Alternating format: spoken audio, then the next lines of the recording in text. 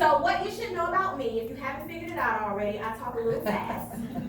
But I also get fast results for my clients, yes I do. But I will be here afterwards to answer any questions that you have. Also, I'm that accountant that's gonna tell you the things you don't wanna hear so that you can do what you need to do to go to that next level.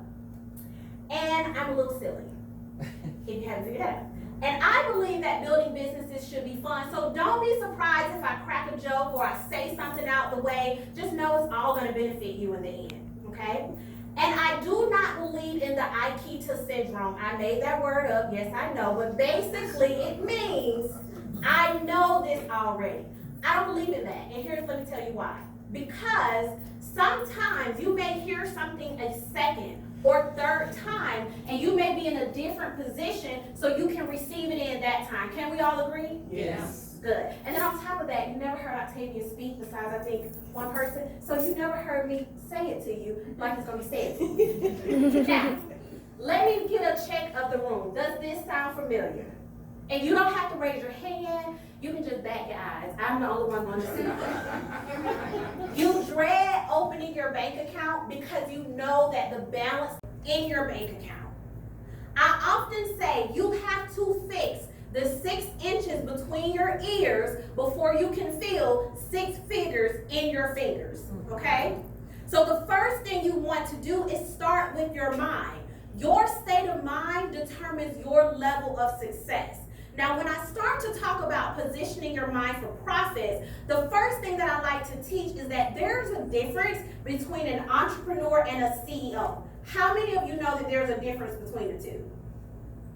No one? Okay, cool. You know one? So, the difference is most businesses start as an entrepreneur. So they're only focused on their revenue. And even if they have goals, they're not written down to the smallest part, and it makes it easy for them to achieve. And a lot of times as an entrepreneur, their business cannot operate without them, meaning they can't take a vacation because everything is going to come to a screeching halt. Now, a CEO has a strategic plan. Their goals are written down, they have systems, support, solutions, and they have a team supporting them. That's the difference between the two. And when we discuss strategic planning, I want to give you some key elements so that if you say yes, then you're going to ask yourself, what is the return on this investment? Because this is something I supposedly need. What is my return? If you can't figure out what the return is, you don't need it. Is it really benefiting your business if there's no return? Here's the thing. Everything you do in business, it should return money at some point, in some way. If you can't figure it out, you don't need it. If the answer is no, you're going to cut it immediately, meaning you're not going to spend any more money on it. If it's a contract, you're going to make sure you speak to him so you can get out of the contract. You're going to do whatever you need to do so that that no is no longer on your books. And if the answer is CBL, meaning could be lower, how can you get it lower? Do you need to negotiate? Do you need to find somebody else? What I've done for my clients several times, if we have a CBL, I'll call the vendor up, hey, we're leaving. What can you do? You got any specials? What we gonna do? Because this has to get lower. And most times, not want to find team members that's going to help you. Of course, I said virtual controller, CFO, because that's what we do. But there are other team members, like a financial consultant, an attorney. But you want to have those that are going to have your back while you're making the money. Does that make sense? 90% of businesses grow further faster when they have a financial accountability partner. When they have a team, period. 90%.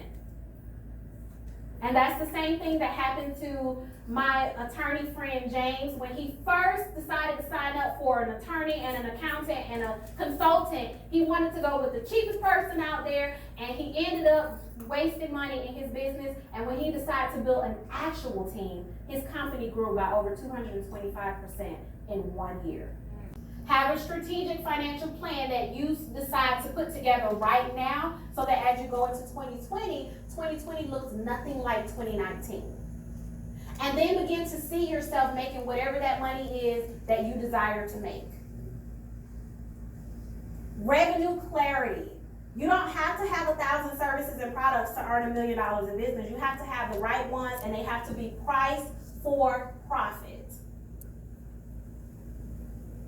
Overspending must stop.